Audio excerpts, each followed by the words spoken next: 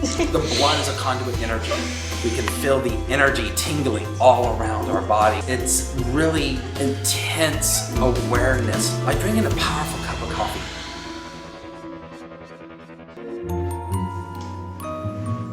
Oh, 48-year-old Michael Vachmiel, or Raven as he's better known in the blood-sucking community, is a self-proclaimed vampire who believes drinking human blood gives him vitality.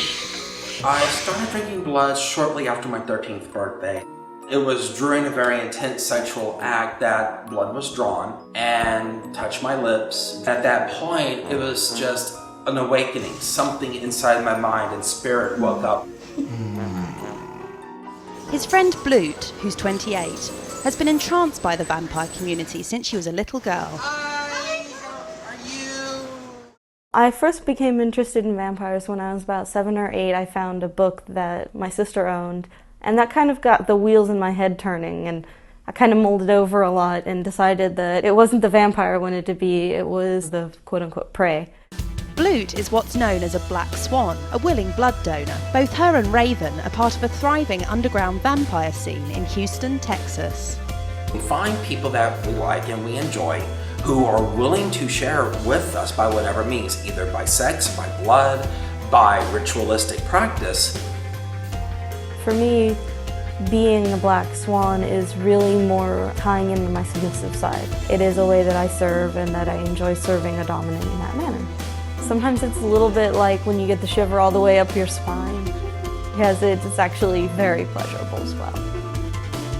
Blute now travels up to 250 miles several times a year from her home in Shreveport, Louisiana to Houston to let Raven suck her blood. First off, you want to make sure that the scalpel that you're using is sterilized. We use alcohol and tea tree oil to cleanse and disinfect the skin.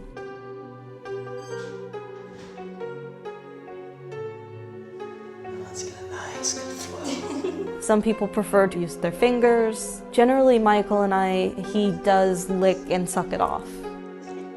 My absolute favorite way is a Chinese cupping set. It has a shallow bowl on one end and a suction on the other. And you press the suction over a cut, and it will draw the blood through the cut by the power of the suction. I'm not surprised. The endorphins right now are flying really high. It's not a sexual pleasure. It's just like getting a good massage. It's just very relaxing on a deep level. But the practice doesn't come without dangers. So of course there's the risk of AIDS and sexually transmitted diseases, but with risk management it is a lot less than most people would even think.